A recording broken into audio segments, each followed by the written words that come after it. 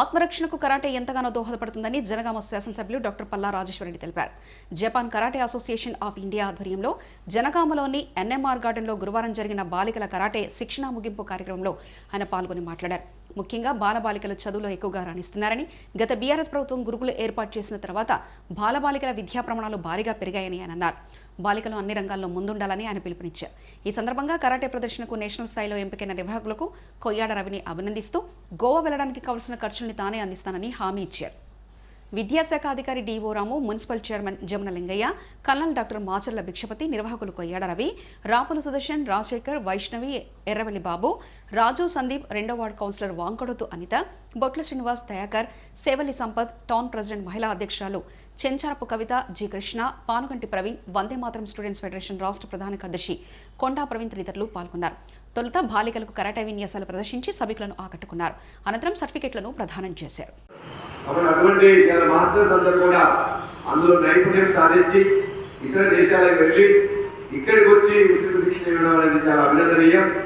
మా ఊరికి సంబంధించిన ఇవాళ రవి కానీ, సందీప్ కానీ వీరి యొక్క నాయకత్వంలో శిక్షణ మంది అనేక మందికి శిక్షణ ఇవ్వడం అనేది సంతోషం. మీ అందరూ కూడా చదువులో ముందుగా మనం ఉత్తీర్ణత సాధించాలి, చదువులో క్రెడిట్ సాధించాలి. చదువు ద్వారానే మనందరికీ కూడా ఉద్యోగం కానీ లేకపోతే ఉపాధి కానీ దొరుకుతుంది. ఇవన్నీ కూడా బియాండ్ ద క్లాస్ రూమ్ అంటాం.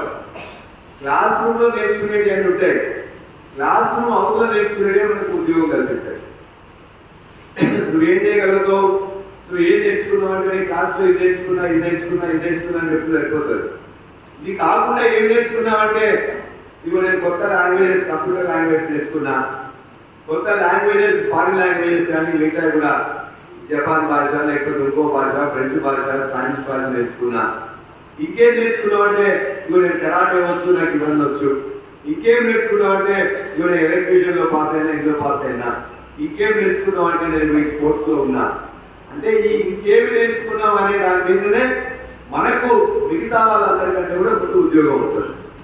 మనందరినీ అరే ఈ అమ్మాయి మిగతా వాళ్ళందరూ ఓన్లీ క్లాస్లో మాత్రమే నేర్చుకున్నారు, క్లాస్ అవతల కూడా స్పోర్ట్స్లో ఉన్నది, ఎలక్ట్రీషియన్లో ఉన్నది, డిబేటింగ్లో ఉన్నది, ఉప్పులేయడంలో ఉన్నది, పాట పాడడంలో ఉన్నది, డ్యాన్స్ చేయడంలో ఉన్నది, చివరికి కరాటే దానిలో ఉన్నదని చెప్పేసి అంటే కూడా మనం ఒకసారి చెప్తుంటాం. కానీ వాళ్ళందరి నుంచి ఆత్మరక్షణ జరగాలంటే మనకు మనం ఒక ఆర్ట్, ఒక ఏదో ఒకటి మన దగ్గర ఉన్నట్లయితే ఆయుధం అవసరం లేదు, ఒక ఖచ్చితమైన మనోధైర్యం ఇస్తారు.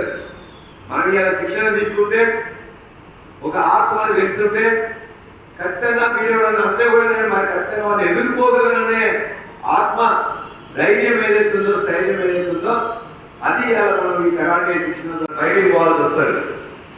కానీ ఇంకా ఒక విధంగా చెప్పాలంటే భారతదేశం మొత్తం కూడా పురుషాధిక్య సమాజం. ఎక్కువ ఎంత మనం ఇంట్లో పని చేసినా, చదువుకున్నా, ఉద్యోగం చేసినా, అన్ని పనులు చేసినా, అమ్మాయిలు, మహిళలు, స్త్రీలు అన్ని చేసినా కూడా చివరికి మళ్ళీ మనం బయటకు పోయినప్పుడు అక్కడ ఇక్కడ కూడా వాళ్ళు కొన్ని కామెంట్ చేస్తూ ఉంటారు. ఒక్కోసారి బాధ అనిపిస్తుంది, ఒక్కోసారి ఆ బాధని మించి ఇంకా వీళ్ళు ఏమైనా చేయాలన్నా ఎందుకైతే చేస్తుందిగా ఉద్యోగం వేయాలని చెప్తున్నాం అనుకుంటారు. కాబట్టి ఒకవైపున సమాజంలో మనం తిరుగుతుంటే ఎవరైనా ఆకతాయిలు ఏదైనా మాట్లాడితే వాళ్ళందరినీ వాళ్ళ దగ్గర నుంచి ఎదుర్కోవడానికి కావాల్సిన కొట్టాల్సిన అవసరం లేదు. అసలు మనం చూడగానే ఒక యాంగిల్లో మనకి చెప్పగానే వాళ్ళందరూ ఎక్కడో పారిపోయేటట్టుంటారు. నా మాటలు అదే. కాబట్టి మనం రక్షించుకోవడానికి వాళ్ళ ఏదైతే శిక్షణ ఇస్తుందో ఆ శిక్షణ మీకు వస్తుందో, శిక్షణ ఇచ్చే వాళ్ళ అభినందనీయులు, శిక్షణ పొందే వాళ్ళు కూడా ఖచ్చితంగా అభినందనీయులు. గురుకుల పాఠశాలలు వచ్చిన తర్వాత అనేక కేజీబీబీ స్కూల్స్ కానీ లేక ఇతర స్కూల్స్లో కూడా ఒకప్పుడు అమ్మాయిలని స్కూల్కి పంపించేటప్పుడు అవసరమా అని చెప్పి కొంతవరకే చదివించి ఆ తర్వాత ఇంట్లో కూర్చునేవారు. కానీ ఇవాళ ఒకవేళ ప్రైవేట్ స్కూల్ కూడా పంపించేటప్పుడు ఇంట్లో మగపిల్లల్ని పంపించేవాళ్ళు, ఆడపిల్లల్ని మాత్రం గవర్నమెంట్ స్కూల్ పంపించేవాళ్ళు. ఇవాళ కూడా గవర్నమెంట్ స్కూల్స్లో ఊళ్ళలో ఎక్కువ మంది అవుతున్నది, ఎక్కువ మంది కూడా అమ్మాయిలు. కానీ గత ప్రభుత్వంలో ఒక 1000 గురుకులాలు వచ్చిన తర్వాత చాలా మంది అమ్మాయిలు కూడా చదువుకోవడానికి అవకాశం వచ్చింది. చదువుకోవడానికి